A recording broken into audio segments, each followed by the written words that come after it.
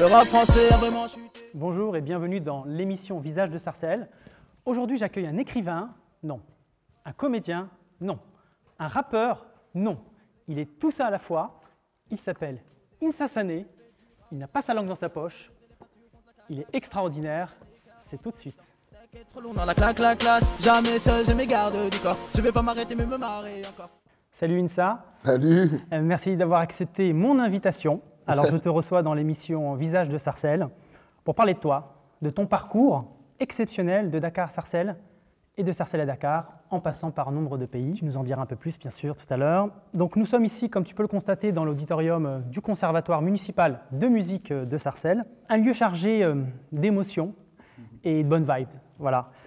Le plateau de l'émission était initialement localisé en fait à l'hôtel de ville, mais pour toi, exceptionnellement, j'ai voulu évidemment choisir ce lieu parce que c'est un endroit qui te parle et comme ça au moins tu vas être ici chez toi. Je suis honoré. Durant l'émission, je vais te poser des questions sur ton parcours, te proposer un jeu de cartes. Devant toi, tu devras choisir 2 cartes parmi 4 as, l'as de cœur, de carreau, de pique et de trèfle. Au dos de chaque carte, il y a une question qui correspond justement au thème de l'as. Pour le moment, tout va bien. Ouais, pas de stress. Super. Tu joueras également à un quiz Sarcelles Quiz. Tu participeras peut-être à un challenge. D'accord. À la fin de l'émission, je t'en dirai plus le moment venu. Est-ce que ça te va? Ça va. Pour le moment plein aussi. De surprises, plein de surprises à venir. Ça ne me fait pas peur les surprises. Ouais, ça ne m'étonne pas, venant de toi. Alors, sache qu'il y a 2 règles ici. Le tutoiement est de rigueur, tutoiement total, mais bon, voilà, tu as pris le pli, je pense qu'il n'y a aucun souci à ce niveau-là. Et puis, il n'y a pas de langue de bois, donc tu réponds en toute sincérité. D'accord. Ça te va? Ça me va. Et puis, à la fin de l'émission, tu me diras si tu as bien fait de venir. D'accord. OK? D'ici là, regardons ensemble qui tu es, Magnéto Hamza. Bonsoir. Bonsoir. Ah, mais vous êtes le nouveau gardien, vous? Quoi? Non. Je ne peux pas, Pascal. Salut. Salut, ça court? Bah, bienvenue à Mozart. Hein. Vous la connaissez? Ouais, elle habite au premier. Enfin, je dis ça, mais on la voit jamais. Hein. Un vrai courant d'air. Elle est pas mal, hein? Ouais. Elle fait quoi? Avant du vent. Allez, bonne chance. À 20 ans, on y fait qui nous chante. Nous 20 ans, on les a eu dans des grottes de siècles. On rêve du trône. Et c'est la tôle qui nous attend. Les bêtises que tu croquais ont-elles usé tes dents de lait? Écorché, ta course effrénée, l'adulte d'où tout l'enfance est. Reviens à toi, rougis quitte à prendre feu. N'hésite pas, les pleurs sont des bougies quand il pleut. Le cadran veut te couper les vivres, laisse courir ta lumière pour te nourrir. Tu t'appelles Insa Sané. Ouais. Tu es écrivain, auteur, poète, slameur, je dirais même slameur avant l'heure, comédien avec une carrière artistique de 30 années. Donc je dirais que c'est quand même assez exceptionnel pour un artiste. Mais revenons à la genèse de tout ça, si tu veux bien. Tu es né à Dakar, au Sénégal. Tu débarques avec ta famille à Sarcelles en 1980. Tu avais 6 ans. Tu as grandi dans le quartier Les Merisiers, entre les quartiers Rosiers et Chantilly. Tu fais ta scolarité au collège Voltaire et au lycée Jean-Jacques Rousseau de Sarcelles, avant d'obtenir un bac B, donc un bac économie, et avant d'intégrer la fameuse fac de Tolbiac en éco-gestion. Donc tu valides un DUG, un bac plus 2, mais tu ne vas pas au bout de ta licence. Au bout de quelques mois, tu abandonnes car tu sens que c'est pas fait pour toi, que quelque chose ne va pas, qu'au fond de toi, tu te dis « bon, c'est pas pour moi tout ça ». Alors Insa, qu'est-ce qui n'allait pas? Ce qui n'allait pas, c'est que ça n'allait pas, comment dire, ces études ne correspondaient pas tout à fait à ma philosophie de vie. Je sentais que les métiers que je pouvais faire avec ces diplômes-là, c'était des métiers de banquier, d'assureur, autour de la finance, etc.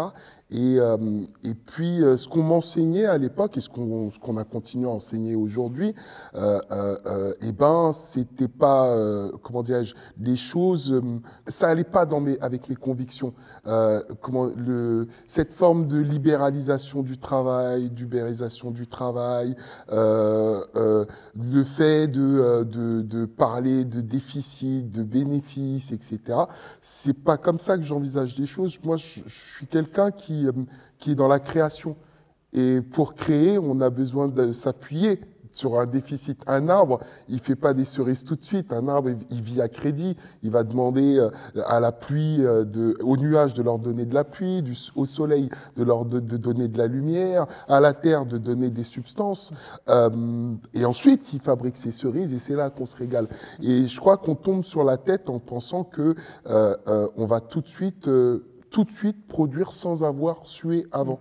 Je pense d'abord que c'est le travail qui est à la base de la richesse et pas le contraire. C'est pas l'argent qui est à la base de la richesse. Donc on sent déjà dans ton analyse un peu de poésie. Voilà. Un peu de poésie, mais beaucoup avec les éléments de la nature. C'était pas ton truc, quoi. Système bancaire, parce que pour toi, tu considères que le système il est mal fait politiquement. Ah, déjà, on vit dans un système qui est obsolète. Faut rappeler, parce qu'on parle beaucoup de la crise de 1929, mais il faut rappeler que la première grande crise boursière, elle survient à la fin du 19e siècle. Et le 1929, ce n'est qu'un surcoût, qu'une deuxième vague de la même crise. Et ensuite, on a connu les mêmes crises jusqu'en 2009. Ensuite, on en a eu également dans les années 2010. Donc, en réalité, c'est que des répliques d'une maladie. Et le problème, c'est qu'on est avec des élus et des soi-disant intellectuels qui doivent soigner un malade et qui lui filent tout le temps les mêmes médocs alors que sa situation ne s'améliore pas. Donc, à un moment donné, il faut changer de régime, il faut changer de méthode. Alors, toi, tu dénonces cela, et du coup, tu vas le dénoncer à travers l'art, puisque tu arrêtes, du coup, la fac, tu arrêtes l'économie, tu arrêtes d'apprendre le système bancaire, tu ne veux plus t'orienter vers ces métiers-là, et au contraire, donc, tu veux dénoncer cela via la musique. Exactement. Et tu vas créer ton premier album, tu vas le produire. Il s'appelle Guérilla. Ouais. Et comment tu t'y es pris du coup? Alors, pour l'album Guérilla, on était déjà 5 à la tête de notre collectif. Et on a réuni autour de nous, on était 5 potes d'enfance, on se faisait confiance aveuglément, on était ambitieux, on avait envie d'exister. Et on savait que pour exister, il faut s'inscrire dans la culture. Tu n'es rien si tu n'arrives pas à t'identifier dans la culture de ton pays. Et depuis tout petit, quand je suis arrivé en France en 1980, j'ai senti que je n'étais rien dans ce pays parce que quand j'allumais la télé, quand j'écoutais la radio, quand je lisais les journaux, quand je lisais des bouquins, quand j'allais au théâtre, nulle part je n'apparaissais, il n'y avait jamais mon visage quelque part. Et donc je n'existais pas dans ce pays. Pour ce faire, il fallait absolument s'inscrire dans la culture et nous avons réuni autour de nous des talents, une centaine de jeunes sarcellois et des environs de Sarcelles, des rappeurs, des compositeurs, des chanteurs, des danseurs, des graffeurs, et on a créé ce POSSI Guérilla. Et l'idée, c'était de montrer toute la puissance de la culture sarcelloise à la France et de cracher au monde qu'on existe. D'accord, donc en fait, il y avait une espèce de revendication de la représentation, on va dire, liée à la diversité, même si je sais que tu n'aimes pas ce terme-là, Ouais. mais en tout cas, c'est une manière aussi de dire « j'existe ». Alors, ce collectif, il est créé. Est-ce qu'aujourd'hui, tu peux dire que ce collectif-là, si tu dois le comparer à d'autres collectifs de nos jours qui ont été créés, est-ce qu'il ressemblerait plus à Bande Organisée de Jul ou plus à Mafia Cafri ou je dirais à 93 Empire créé par Sofiane? Alors, est-ce que dans l'état d'esprit, dans l'âme, c'était identique ou vraiment il y avait chez toi… Alors, ça ressemblait plus à Time Bomb, à l'esprit de Time Bomb, parce que c'était… Time Bomb, il ne faut pas oublier que Time Bomb, ils ont réuni des artistes qui ont une carrière de dingue. Ils ont réuni Hill, qui était à la fac avec moi en plus. Ils avaient Oxmo Puccino, ils ont eu Booba, ils ont eu... Et l'idée, c'était, on existe ensemble, mais aussi on est en compétition les uns contre les autres. Mais c'est pas une compétition libérale, c'est une compétition qui nous transcende. C'est-à-dire, j'arrive avec un texte aujourd'hui, je lâche un flow, les mecs m'écoutent, ils disent « Oh, c'est trop génial !» Et ils bossent de leur côté, ils reviennent le lendemain. Voilà. Exactement. Et puis, on évolue comme ça. Les compositeurs, ils proposent leur son. « Oh, celui-là, il est génial, machin. » Et c'est comme ça qu'on a progressé. Malheureusement, à dire vrai, le modèle économique dans lequel on vit ne nous permet pas d'exister longtemps en tant que POSI pour des raisons financières, pour des raisons de communication. Et mon manager de l'époque m'avait dit un jour, vous voyez là, vous êtes 100, mais à la fin, il en restera qu'un. Alors justement, il en restera qu'un. Alors j'entends évidemment que pour toi, la solidarité c'est très important comme valeur, puisque tu ne veux pas être dans la compétition au sens où il faut écraser l'autre, parce que c'est ça la triste réalité de notre économie de marché. C'est ça. D'accord. Tu vas quand même enregistrer dans un studio, dans un des plus grands studios de l'époque, c'est Black Door. C'est ça. Il faut savoir qu'à l'époque, il y avait NTM, il y avait IAM qui allait enregistrer. Donc, tu es repéré par les dirigeants producteurs là-bas, et du coup, ils veulent te faire signer un contrat. C'est ça. Avec Universal, ouais. Et ce contrat-là, il t'est uniquement destiné, mais aussi avec ton cousin. Mais du coup, ça veut dire bye-bye les 100 autres. Ça. Donc ça ne te plaît pas. Donc ça ne te plaît pas. Tu te retournes alors vers un autre label qui, pour le coup, s'intéresse à ton projet, donc à l'âme de ce projet-là, du collectif. Mais c'est ça qui est assez hallucinant, c'est que tu reçois un courrier de la part de Black Door et d'Universal, lui disant à ce label qui s'intéresse à ton projet que tu aurais signé un espèce de pack de préférence pour eux. Alors que c'est complètement mensonger.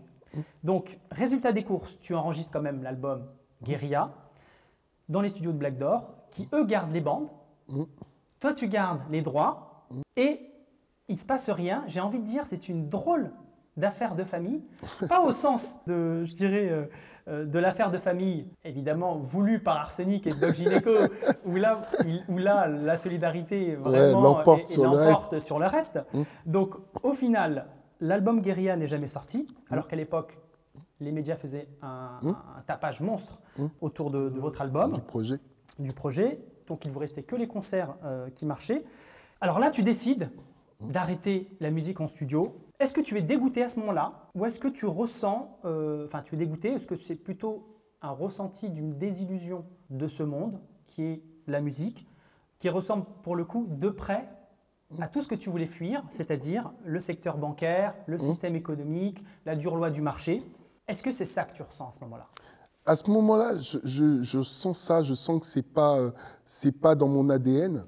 Et puis, pour aller plus loin, j'avais commencé à changer et ça me plaisait pas celui que je devenais. Faut savoir que quand tu baignes dans ce milieu, c'est un peu comme la plupart de nos élus. Tu es souvent déconnecté des réalités. C'est-à-dire que quand tu vas en studio, on t'envoie une voiture, tu passes ta journée en studio, tu es enfermé avec les mêmes types toute la journée qui discutent de la même chose toute la journée. Ensuite, le soir, tu rentres, on t'emmène en voiture. Et puis, on t'isole de tes amis, on t'isole des gens qui pourraient avoir une influence sur tes décisions. On te fait croire que tu es le champion du monde, que ta carrière elle est toute faite, que ton avenir est tout tracé. Et je me souviens bêtement avoir demandé le prix de je ne sais plus quoi, je ne sais plus ce que c'était, mais le prix d'un produit qu'on utilise de tous les jours, quoi. Et j'ai demandé ça à ma copine qui a halluciné, qui dit mais comment tu ne connais pas? Je dis moi j'achète rien, on m'achète tout le temps des trucs, tu vois. Et donc effectivement je commençais à changer et ça me plaisait pas parce que c'est pas je crois que ma volonté profonde c'est de raconter le monde d'aujourd'hui tel qu'il est, avec ses réalités, et on ne peut pas raconter le monde avec ses réalités enfermé dans un chalet, dans un palais, dans une tour d'ivoire. Alors ça va venir plus tard. Tu as une première déception en 2 temps. La première, c'est évidemment le fait qu'il n'y a pas d'album.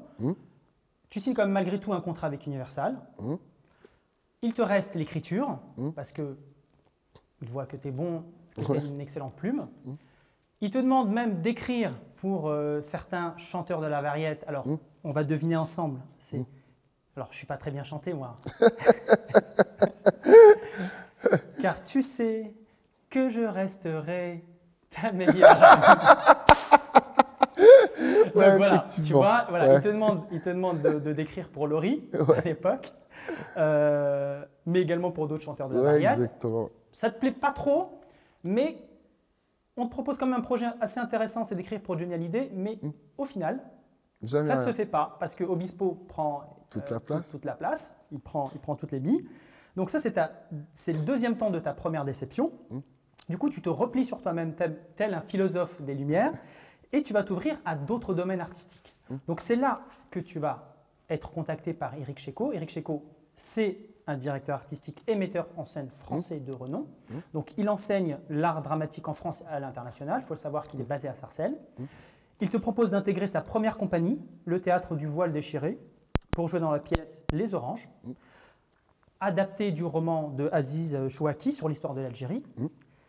Tu avais un des rôles principaux, aux côtés de l'excellente actrice Farida Ouchani, qu'on va recevoir, que je vais recevoir, voilà, qu'on salue, que je vais recevoir également dans l'émission Visage de Sarcelles. Donc cette pièce, c'est un succès partout en France. Tu vas jouer pendant 4-5 ans. Et un soir d'été, tu as Malik Chiban, un réalisateur français très connu, producteur, et qui avait réalisé en 95 12 France. Eh bien, il te voit jouer, il tombe sous le charme. Donc, il te propose un premier rôle dans le film Voisin-Voisine, sorti en 2005, au milieu d'acteurs connus, Di Fental, Anémone, Berroyer et Félag. Tu joueras ensuite dans 6 longs métrages, mais ta deuxième déception pointe peut-être le bout de son nez, puisque tu vas vivre une deuxième querelle, mais cette fois-ci dans le monde du cinéma. Alors que tu es pressenti pour écrire la bande originale du film Voisin-Voisine, il y a des désaccords entre les producteurs de films et les maisons de disques. Donc ça fait un petit peu sauter en éclats le projet, mais surtout, bon, ça te chagrine et du coup tu rentres dans une deuxième introspection, tel le philosophe Pascal dans son ouvrage Pensée. Je ne parle pas de Pascal le grand frère, on est bien d'accord? On est d'accord. Okay. Donc, deuxième introspection suite à 2 déceptions. Qu'est-ce que tu fais là? Là, il y a plein de choses qui tournent. Voilà. Là, faut que j'aille loin. Il faut que j'aille loin pour réfléchir, pour encore me remettre en question. En fait, l'idée, c'est que quand les choses ne tournent pas en ta faveur, ce n'est pas le monde qu'il faut changer, c'est toi qu'il faut changer, c'est tes méthodes qui doivent changer.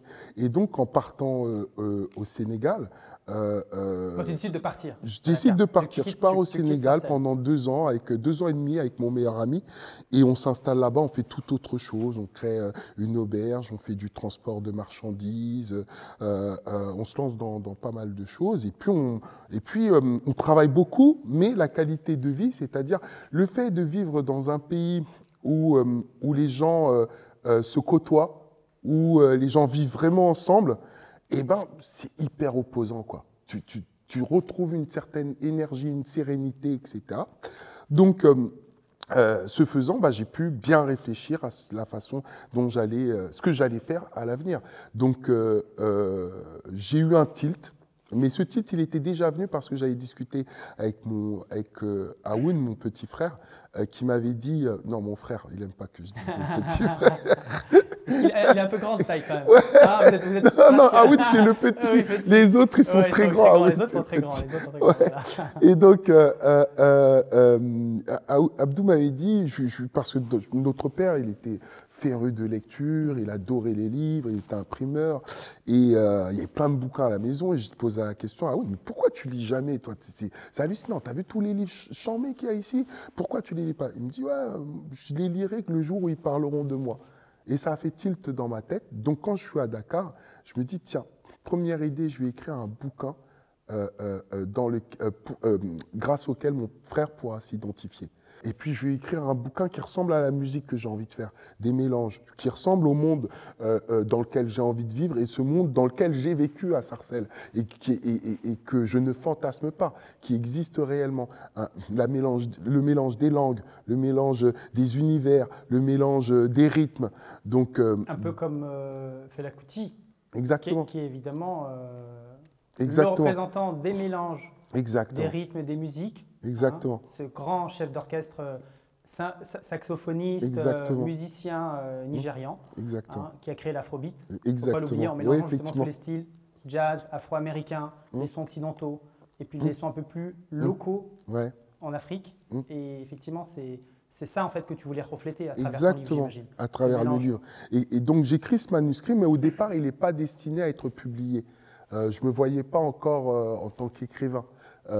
Donc j'envoie mon manuscrit à mes producteurs de musique de l'époque et ils le lisent, ils disent « Ah, c'est trop génial, il faut trop qu'on l'envoie à des maisons d'édition, c'est sûr, ça va cartonner et tout. » Et je leur dis « Mais je ne l'ai pas écrit pour les maisons d'édition, pour les maisons d'édition littéraires, je l'ai écrit pour vous. Regardez, vous dites que c'est génial, mais mon livre, il est fait que de mélanges.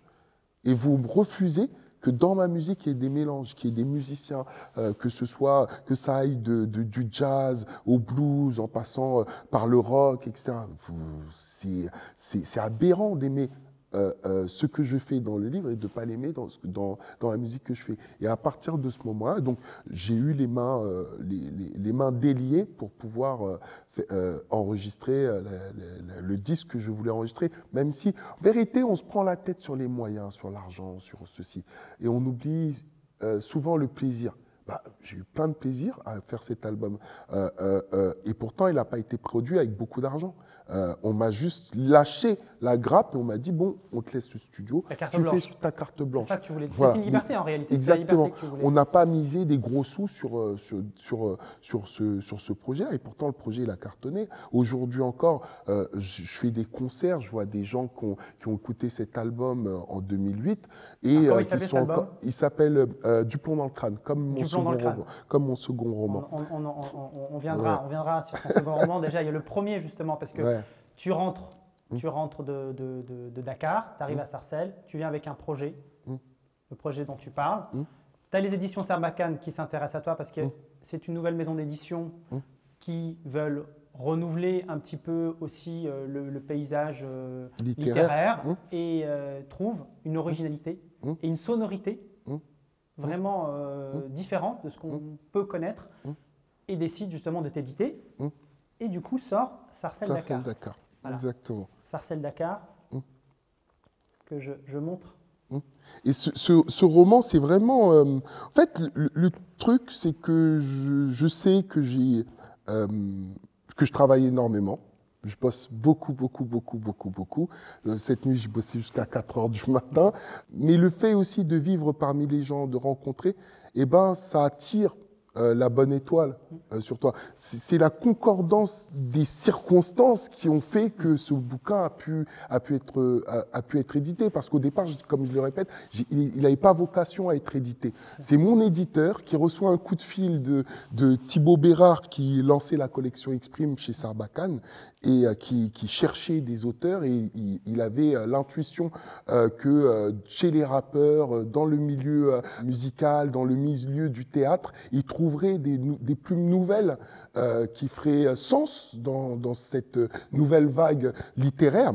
Et donc il appelle mon producteur qui pense que c'est une blague parce que le gars lui raconte tout ce que j'ai écrit dans mon bouquin. Il dit oui, il faut que ce soit énergique, il faut qu'il y ait un travail sur la langue, il faut que ce soit une structure nouvelle, il faut que ce soit populaire et tout. Et donc il lui envoie le manuscrit. Le lendemain, on parlait du contrat et de la sortie du bouquin. Alors, et puis, on va même parler de plusieurs contrats à la suite de ce premier livre, parce que tu es un écrivain prolifique. Tu en es à ton 17e ou 18e livre, si je ne me trompe pas. C'est ça. Donc, même si je sais que tu n'aimes pas compter, c'est pas trop ton truc. Je fais après, on verra. Mais voilà, c'est ça. Et puis, tu as signé quand même avec des grandes maisons d'édition comme Flammarion, Milan. Donc, tout ça fait que tu es renouvelé. Tu es un nouveau INSA. C'est ça. J'ai vie. une nouvelle vie, une nouvelle porte s'ouvre à ma carrière. Et c'est bien d'avoir plusieurs portes parce que ça t'empêche de tourner en rond, ça t'empêche de dire tout le temps les mêmes choses, ça te permet de te renouveler, de renouveler ton propos, de renouveler ton énergie.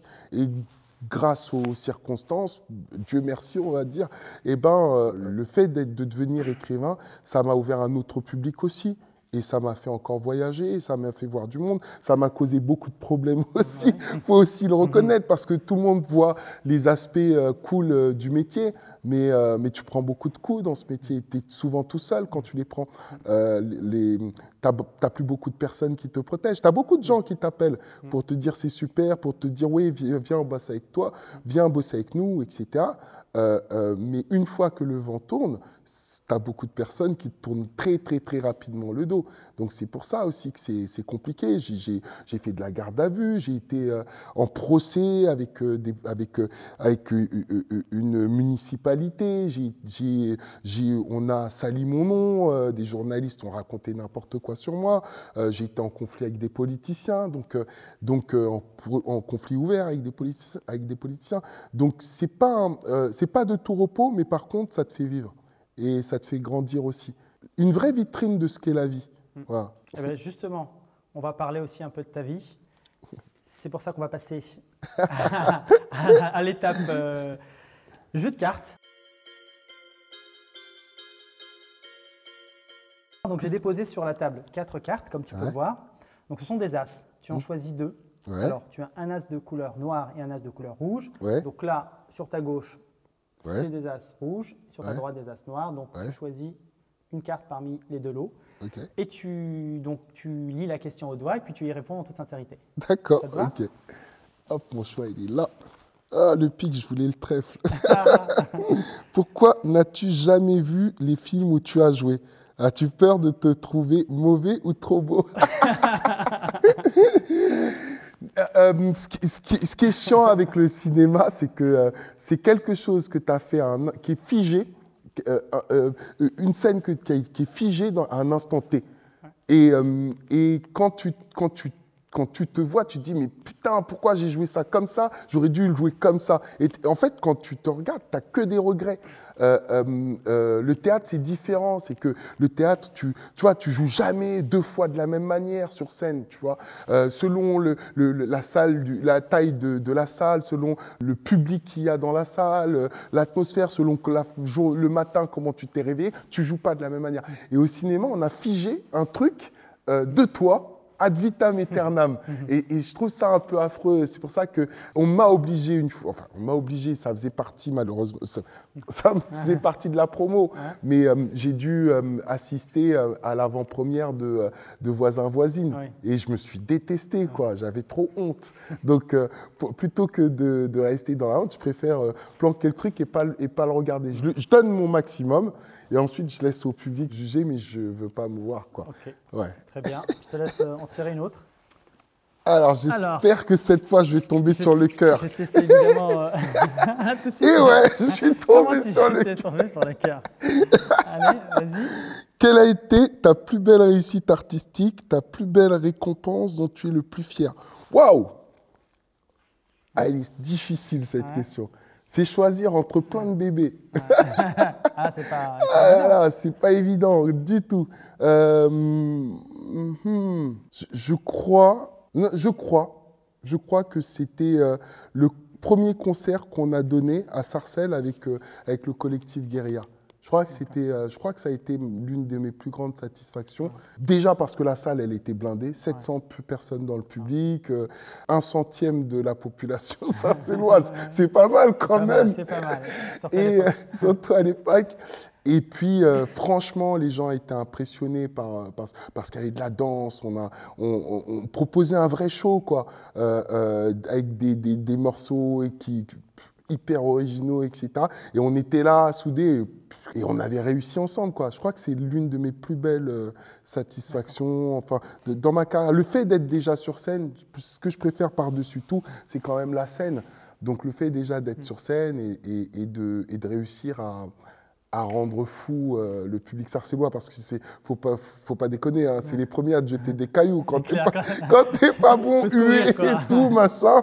Et là, ils étaient comme des dingues dans le public, et voilà, ça m'a refait. Écoute, je voulais te remercier pour ta sincérité, mais je sens quand même que tu as envie de tirer le trèfle. Depuis tout à l'heure, j'ai dit qu'il voulait tirer le trèfle. Ouais, oui, trèfle. Donc vas-y, allez, juste pour le bonus. Penses-tu que dans ton parcours, l'échec était un préalable à ta réussite? Comment l'interpréterais-tu? C'est exactement ça. C'est pour grandir, il faut savoir tomber. De toute façon, c'est ce que je dis également lors de mes conférences. Qui se souvient de quand on était enfant et qu'on apprenait à marcher? On a oublié qu'on a appris à marcher un jour. Et quand on apprenait à marcher, souvent on tombait. Mais nos parents, ils ne se décourageaient pas, ils nous relevaient, et on marchait, on nous applaudit. Aujourd'hui, moi, je marche comme un beau gosse dans la rue, personne ne m'applaudit, quoi. Tu vois. Donc, tu dois apprendre de l'échec et tu dois apprendre de tes erreurs pour, encore une fois, te remettre en question et grandir. Et je crois, il me semble que si les choses s'étaient passées comme je le souhaitais à l'époque, eh ben, j'aurais peut-être pas écrit de bouquin aujourd'hui, j'aurais pas fait de théâtre aujourd'hui, j'aurais peut-être pas fait de cinéma aujourd'hui, j'aurais pas rencontré les gens que j'ai rencontrés, qui m'ont permis, qui m'ont nourri, qui m'ont fait confiance. Il y a pas mal de choses que j'aurais pas pu faire. Très philosophe. Donc tu es très philosophe, à l'instar de ce que disait Socrate. Il disait évidemment que la chute n'était pas un échec. L'échec, c'est rester là où on est tombé. En fait. Exactement. Exactement. Toi, et c'est exactement ça. Il faut refuser de ne pas se relever. Il faut se dire que ça fait...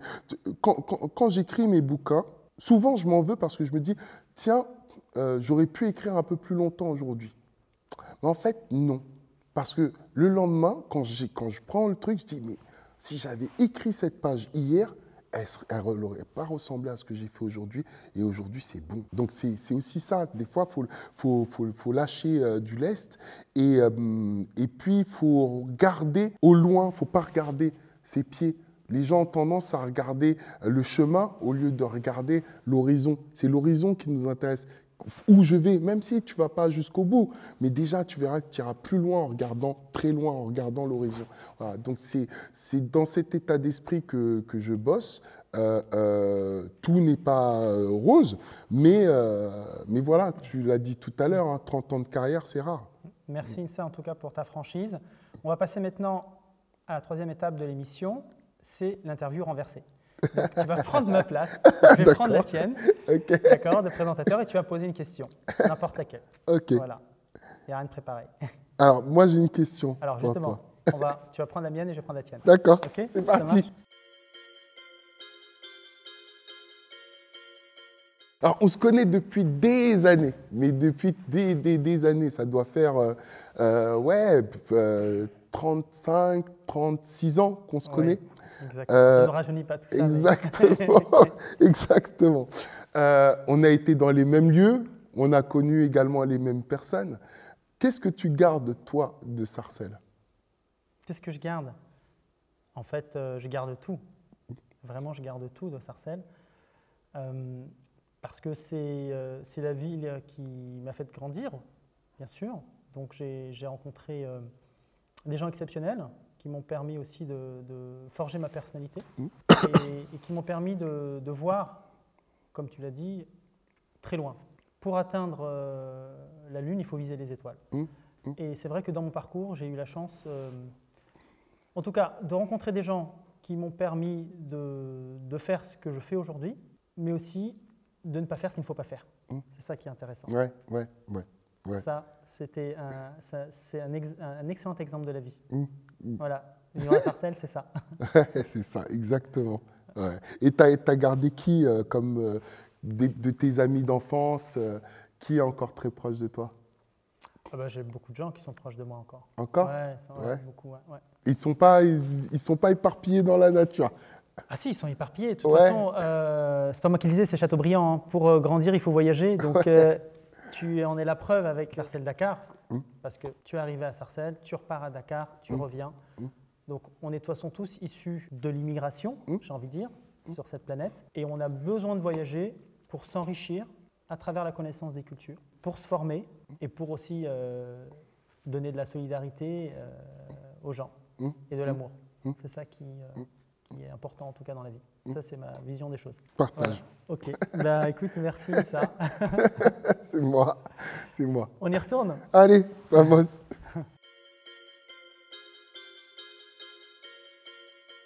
Insa, on approche de la fin de l'émission. Ouais. Donc je vais te proposer pour cette 4e rubrique le jeu de Sarcelles Quiz. D'accord. Alors, je vais te poser 4 questions sur la ville de Sarcelles, sur son histoire, son patrimoine. Si tu obtiens 3 bonnes réponses, tu gagnes un joker qui, si tu le souhaites, pourra être utilisé au dernier jeu de l'émission Action ou Vérité. C'est la dernière rubrique. Okay. Tu vois venir le truc. D'accord. Là. Alors, première question. Je sais que tu es un fan de basketball. Ouais. D'accord. Tu joues pas mal.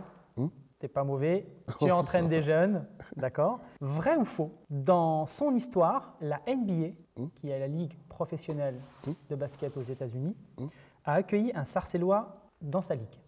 Vrai, et un Sarcellois a habillé des sportifs de la NBA. Tu dis vrai? Je dis vrai. Alors, qui c'est? Mohamed Dia, qui a habillé les sportifs de haut niveau.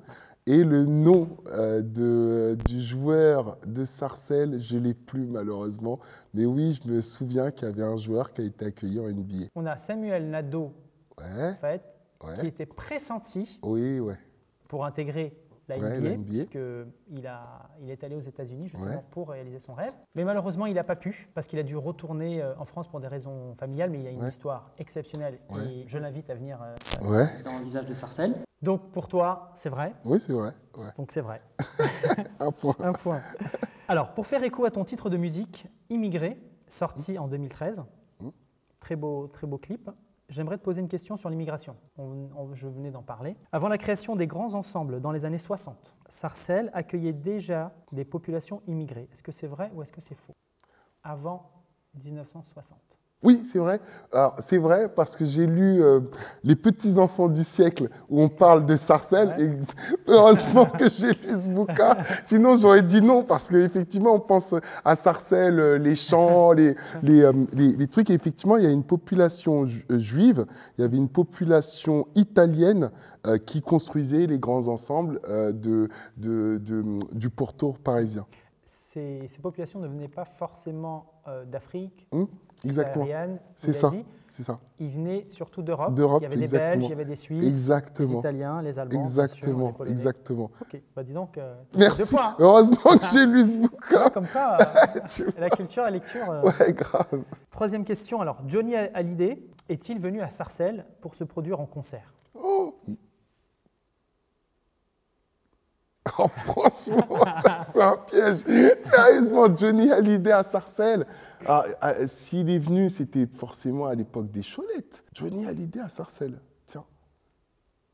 Bon, dans le doute, je vais dire oui, parce que ça me semble tellement improbable que si tu poses la question, bah oui, il est venu. Il est venu? Oui, il est venu. Sérieux, il est venu. Par contre, la question, c'est en quelle année? Il est venu en 1980, en 1978, en 1966 ou en 1991?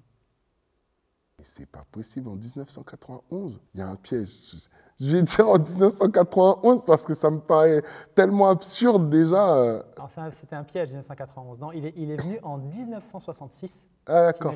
Ouais, d'accord. Juste après les grands ensembles. Les grands ensembles. À l'époque, c'était la période yéyé, rock. Ouais. Ça plaisait aux adolescents des grands ensembles. Il faut savoir que les paroles et les gesticulations des musiciens faisaient scandale à l'époque. Ouais, à tel point que les gardiens de la paix, en fait, intervenaient auprès des adolescents qui montaient sur les tables. C'est ouf. Hein. Donc en fait, finalement, c'était une forme, c'était du hip-hop avant l'heure. Exactement, exactement. Et les discours autour de ces musiques-là sont exactement les mêmes discours qu'on entend aujourd'hui autour du rap. Hein. Oui, c'est pas de la musique, c'est pas de la culture, c'est un truc de sauvage, c'est un truc de jeune, etc. Donc c'est violent. Voilà, on raconte exactement la même chose tout le temps. Ça te fait 2 bonnes réponses sur 3. Oh mince. Dernière question, mais en 2 temps. Ouais. Alors, le collectif Secteur A a été créé en 1995. Vrai ou faux? C'est faux. Secteur A? Ah oui, Secteur A, pas Ministère à mort, pardon. Ah, le piège. Ah, le piège, ah oui. Non, effectivement, ouais, c'est à la fin de l'année, après la sortie de l'album 95200, qui crée Secteur A, effectivement, ouais. Alors, lequel de ces artistes n'a pas fait partie du Secteur A? Pete Bacardi, Ahmed Daï, Futuristique, Singila, Jamatic ou Vincent McDoom? Il y a un piège, Non, je blague. Ça fait pas partie de la question. Voilà, on s'arrête à Jamatic. Voilà. Jamatic, Futuristique, Singila, Pete Bacardi, Ahmed Daï. Lequel de ces artistes n'a pas fait partie? J'hésite entre Futuristique et Jamatic. Futuristique, je vais dire. Futuristique. Jamatic, j'ai un doute parce qu'il est monté souvent sur scène avec eux, donc je vais dire Futuristique. Écoute, en fait, ils faisaient tous partie du Secteur A. Non, sérieux? Arrête de faire des pièges comme ça. Mais avec toi, c'est normal. Je vois le niveau. Il faut que je te croche-patte un petit peu, quoi, tu vois. Pete Bacardi, qui vient du 19e arrondissement. 19e. Ahmed Daï, Sarcellois. Futuristique, en fait, c'est un groupe de musique qui vient d'Evry. Singila. C'est pour ça que Futuristique, ça m'étonne qu'ils aient été dans ce secteur A. D'accord, ok. Singila, pardon, voilà, chanteur de R&B, qui vient de Suresnes. Et Jamatic, qui vient de Garges, voisin de Sarcelles. Exactement. Alors, du coup, on fait les totaux. Ça te fait 2 bonnes réponses sur 2. Ok. Bon, j'ai dit 3. Donc du coup, en fait, tu vas choisir. Ok. Action ou vérité? Est-ce qu'on va passer justement à cette étape? Allez, vérité, parce qu'action, j'ai dormi à 4 h du matin. C'est vrai? Tu veux pas d'action. D'accord. Alors, au collège, tu dis que toutes les bêtises sont permises. Parce que dans tous les livres que tu as écrits, puis on verra ton actualité avec ton dernier livre, La Cité des Argonautes, tome 2, mais il y avait le tome 1 déjà sorti l'an dernier. Tu dis que, évidemment, au collège, tout est permis. Quelle a été pour toi ta plus grande dinguerie? Voilà. Waouh, je peux raconter, ça va pas être censuré. Non, ici, il faut... Oh mon Dieu, ma plus grande dinguerie au collège. Déjà, j'étais amoureux d'une prof qui s'appelle Madame Aslanian, elle a changé de nom, elle s'est mariée maintenant. Donc, mais à l'époque, elle s'appelait Madame Aslanian. Et elle est trop belle, trop gentille et tout. Et franchement, j'étais fou amoureux d'elle. Et puis, je dessinais super bien à l'époque, mais vraiment très très bien. Et pour allier mon fantasme d'Aslanian, ma passion pour le dessin et pour me faire du fric, je dessinais des revues pornographiques que je vendais aux enchères dans l'enceinte du bahut. Le business. Puis, un jour, j'en suis à je ne sais pas combien de séries. Et puis, j'ai un pote qui s'appelle Jacques Ikindi qui me l'achète, tu vois. Tu es dans un dossier sur Jacques, là. Ouais, grave. Et puis, on est en classe, on est en cours de musique, et Jacques, il est en train de feuilleter ma revue sous la table, en regardant sous la table. Et le prof, il voit qu'il n'est pas concentré. Et le prof, il arrive discrètement derrière lui. Tout le monde fait « Jacques !» Et lui, il est concentré, il n'entend rien. Et le prof, il tire la revue. Et Jacques la reprend, la planque sous son pull. Et finalement, ça se termine chez le conseiller d'éducation. Et je me dis, ouais, là, je suis mort. Jacques, obligé, il va me vendre et tout. Et finalement, Jacques, il ne me vend pas. Mais il se prend une mandale par sa mère et tout. Mais je suis convoqué par le conseiller d'éducation et par le prof principal. Et j'arrive au bureau, je dis qu'est-ce qu'il y a? Ils me disent oui, bon, on a eu vent d'un trafic de revues pornographiques dans l'enceinte de l'établissement. Peux-tu nous en dire plus? Je dis bah non, moi je suis pas au courant. Je suis pas au courant. Ils me disent ah bon, t'es pas au courant? Comment se fait-il que le personnage principal de la revue s'appelle Insa? Et je dis moi j'y peux rien s'il y a quelqu'un qui fantasme sur moi. t'en sors bien quand même. Bonne Ah, répartie à je m'en l'époque. suis sorti, Bonne mais répartie. ils étaient pétés de rire, mais en vérité, voilà quoi. C'était une grosse connerie, parmi les conneries que je pouvais faire. Gamin, c'était ça, je crois que c'était la pire des conneries, parce que j'aurais pu avoir de gros problèmes en vérité. Et Jacques, il en a eu à cause de moi. Voilà, et puis voilà, c'était Alors, quand même les dingue. années collège, tu en parles beaucoup dans tes livres, notamment dans le dernier, Citer les Argonautes, tome 2. D'accord, tu en as parlé beaucoup, évidemment, dans le tome 1, parce que c'est l'histoire de jeunes collégiens aventuriers Exactement. de cité. C'est ça, exactement. Alors, je vais te poser une dernière question. Tu parles beaucoup du collège, c'est très autobiographique. Est-ce que, en réalité, on peut dire que tu as gardé ton âme d'enfant, tu n'as pas grandi? Tu es resté bloqué à une... J'aurais aimé, mais non. Ouais. J'aurais aimé, mais en fait, je suis pas nostalgique de ces. Je suis pas quelqu'un de nostalgique. Je suis quelqu'un qui est contemplatif. Je suis contemplatif de ces années-là parce que c'est les années où il se passe beaucoup de choses, où tout va à 100 à l'heure. Tous les jours, c'est nouveau. Tous les jours, il y a un truc nouveau. Tous les jours, tu as une nouvelle galère chez toi ou dans la rue. Tu as des déceptions de dingue, amoureuses, avec des potes et tout. Et c'est vraiment le terreau pour raconter des histoires. Et puis, ce qui m'intéresse aussi, comme je l'ai dit tout à l'heure, c'est de raconter des histoires où on a ces visages qui sont dans nos cités, dans nos villes, dont on ne parle jamais, et faire en sorte de dire, voilà, vous voyez, c'est votre histoire. Et les gamins se reconnaissent dans ce que je raconte, parce qu'ils le vivent aussi. Ces conneries-là, ils les ont déjà faites, etc. Donc, ils arrivent à s'identifier. Et ça me permet de contrer des Zemmour, de contrer ces extrêmes qui prétendent que le musulman ne pourrait pas s'intégrer à la société française parce qu'ils n'ont jamais ouvert de manuel d'histoire. Et s'ils avaient ouvert des manuels d'histoire, ils auraient su que Charles Martel, il n'a fait que stopper les Sarrasins, les morts, les musulmans, et que la moitié de la France était occupée par ces populations durant des siècles. Et ces populations, il y a encore des vestiges, des cimetières dans le sud de la France. Donc nier la présence de l'autre, c'est complètement absurde. Quand tu ouvres ton dictionnaire, combien y a-t-il de mots qui viennent du monde entier ? Et est-ce que tu dois fermer ton dictionnaire et dire « bah non, c'est plus le dictionnaire français parce qu'il y a le mot magasin dedans qui veut dire la réserve qu'on creuse dans le sol dans les pays du Moyen-Orient et du nord de l'Afrique ». Comment dire zen ?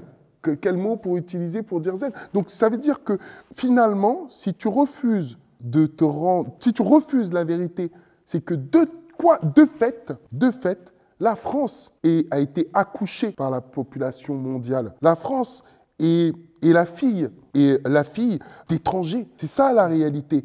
On parle de démocratie. La démocratie, elle n'a jamais né en Grèce. On retravaille l'histoire pour faire croire que cette soi-disant civilisation judéo-chrétienne, et d'ailleurs la question quand on parle de civilisation judéo-chrétienne, est-ce qu'une civilisation doit être résumée à ses religions ? On nous enseignait avant, nos ancêtres les Gaulois, qui étaient païens.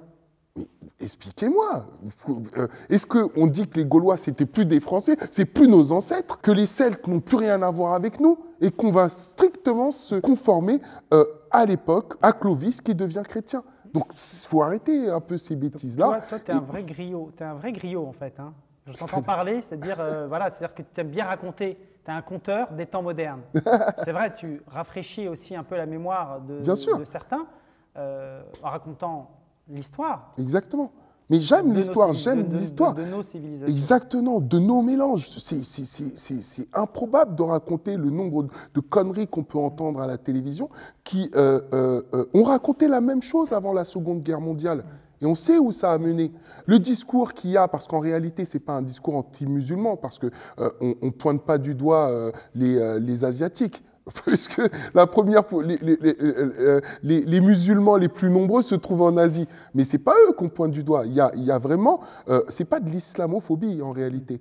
On a quelque chose contre les Arabes, contre les Méditerranéens. Il y a quelque chose qui vise les Méditerranéens. Il y a une haine compulsive qui remonte à cette déchirure de la guerre d'Algérie, cette blessure qui n'a toujours pas été soignée chez certains. Et ces discours-là, on entendait la même chose chez ces gens qui refusaient que l'Algérie prenne son indépendance. Et ces gens-là, aujourd'hui, sont influents parmi nos élus et ont un discours révisionniste qui est incroyable.